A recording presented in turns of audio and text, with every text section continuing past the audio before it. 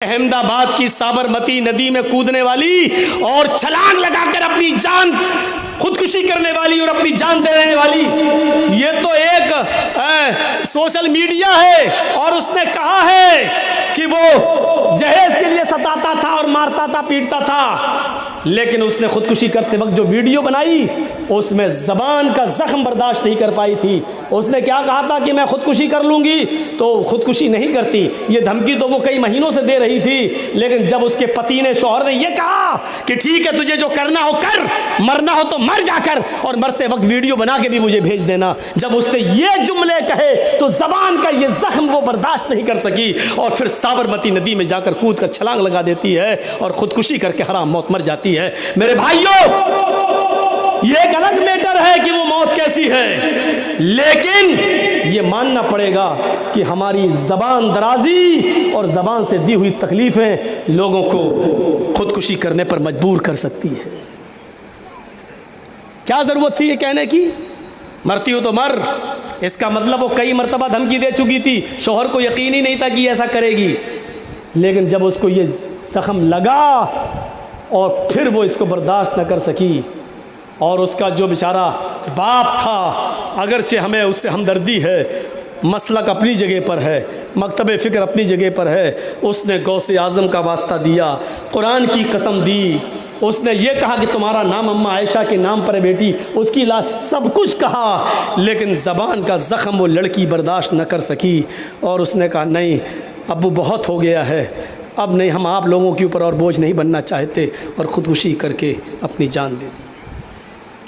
क्या ये बड़े बड़े रईस और अमीर और चौधरी और सरमायादार जो अपनी बेटियों में की शादी में लाखों रुपए खर्च करते हैं, क्या इस खुदकुशी में क्या उनका कोई हिस्सा नहीं है?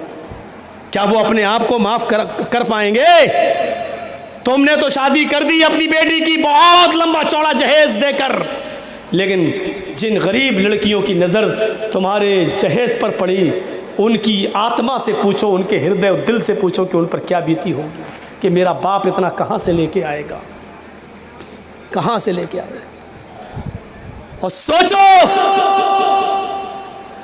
याद करो वही कलकत्ते की उस लड़की को, आज से 20 साल पुराना वो वाकया याद करो, सलीम साहब की बेटी जिसने हैदराबाद की एक लड़के से शादी की, 5-6 रिश्ते उसके आए, लेकिन रिश्ता लग जाने के 2 महीने 3 महीने के बाद जहेज की डिमांड कर दी, रिश्ता टूट गया।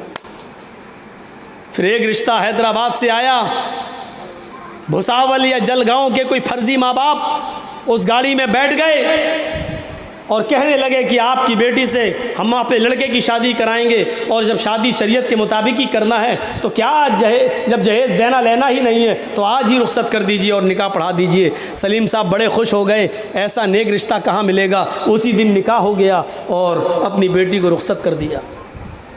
ट्रेन से जब सफ़र हुआ तो जलगांव या भुसावल में ये माँ बाप जो फर्जी बने हुए थे उतर गए, और लड़का उस लड़की को लेकर हैदराबाद चला आया। इस लड़की का नाम जमीला था।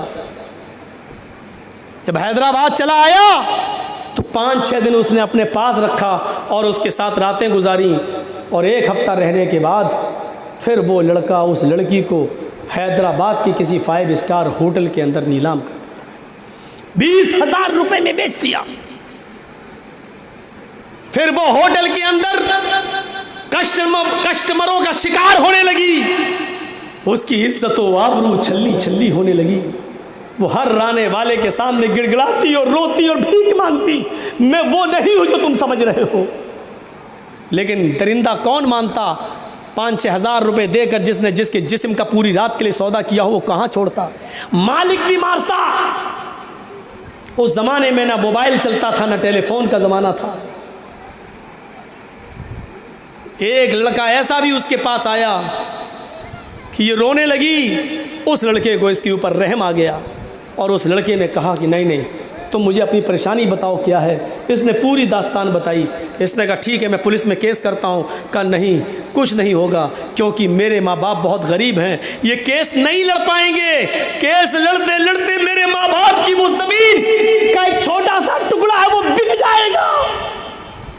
नहीं, अगर मेरे ऊपर एक एहसान करना चाहते हो तो कर दो। एक लेटर में लिख रही हूँ, मैं इसको चिपका दूंगी लिफाफा, खबरदार तुम्हें पढ़ना नहीं है, ये अमानत है, ये मेरे बाप तक पहुँचा देना किसी तरीके से। वो लड़का तैयार हो गया। उस लड़की ने लेटर लिख लिया, भेज दिया उस लड़के को। लड़का ट्रेन पे बैठ गया, आने लगा घर की तरफ। ये लड़की का लेटर जब घर पे पहुंचता है और लड़के का बाप, लड़की का बाप जब इस लेटर को पढ़ता है तो उसके हक्का बक्का रह जाता है। अब्बू जान, जिस दामाद को आप फरिश्ता समझ रहे थे वो फरिश्ता नहीं, परले दर्जे का शैतान निकला। उसने मुझे हैदराबाद की एक होटल में नीलाम कर दिया है।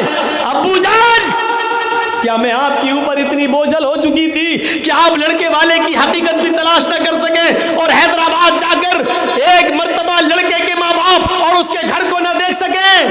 हाय अब्बू जान, मैंने फांसी का फंदा इस होटल के कमरे में लगा रखा है। जब तक ये लेटर आपके पास पहुंचेगा मैं इस दुनिया में नहीं रहूंगी। मैं जानती हूं कि खुदकुशी हराम है, लेकिन मैं आप पर बोझ नहीं बनना चाहती हूं। हाय अब्बू जान, मैं अपना नापाक चेहरा लेकर अपनी सहेलियों के सामने नहीं आना चाहती, अपने भाई के सामने नहीं आना चाहती। मेरे लिए मौत को गले लगाना आसान है, लेकिन अपने माँ बाप और भाई बहनों के सामने आकर अपना चेहरा दिखाना आसान नहीं है। हाय अब्बू जान, ये लेटर सिर्फ इसलिए लिख रही हूँ, मैं आपको बताए बगैर भी मर सकती थी। मैं ये लेटर इसलिए लिख रही हूँ क्योंकि मैं अपनी छोटी बहन को आपके पास छोड़ के आई हूँ जिसका नाम फातिमा है। ऐ अब्बू, आगे के जुमले सुनिए। सलीम साहब के पास वो लेटर आज भी रखा हुआ है, आज भी रखा हुआ है वो लेटर। पढ़िए तो आंखों में आंसू आ जाते हैं। मैंने खुद पढ़ा है उस लेटर को। मेरे भाइयों, वो लेटर दिखाते हैं मौलाना, देखिए मैंने पढ़ा है और मिदनीपुर के जलसे में हम लेके भी गए थे और कहा था कि ये सलीम साहब है जिनकी बेटी खुदकुशी करके मरी है। मैं उनको लेके भी गया था। मेरे भाइयों, उसमें आगे लिखा हुआ है लेटर में, मेरी छोटी बहन जिसको मैं छोड़ के आई हूँ, आए अब्बू जान, मेरी उस बहन के लिए इतना कमा लेना, इतना कमा लेना, इतना कमा लेना। ये जुमले उसने 3 बार लिख के, आए अब्बू जान, मेरी छोटी बहन के लिए इतना कमा लेना, इतना कमा लेना, इतना कमा लेना कि जब मेरी बहन की शादी हो तो जो कुत्ता जितनी हड्डियां मांगे उस कुत्ते के सामने उतनी हड्डियां डाल देना।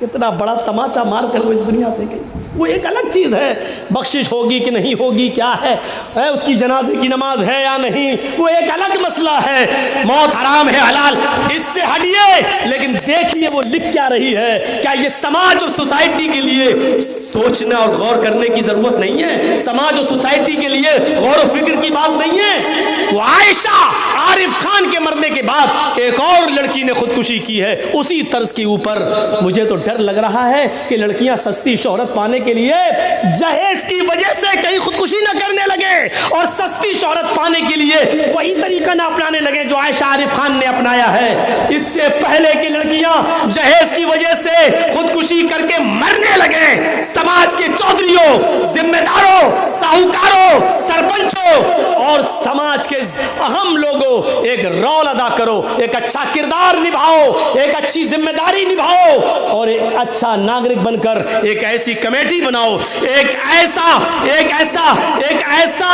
ढांचा तैयार करो कि जिसमें गरीब लड़कियों की शादी का इंतजाम हो और बगैर जहेज और बगैर लेन देन के उनकी शादियों का इंतजाम कराया जाए। ये वक्त की एक अहम जरूरत है, इस पर हमें और आपको गौर करना पड़ेगा।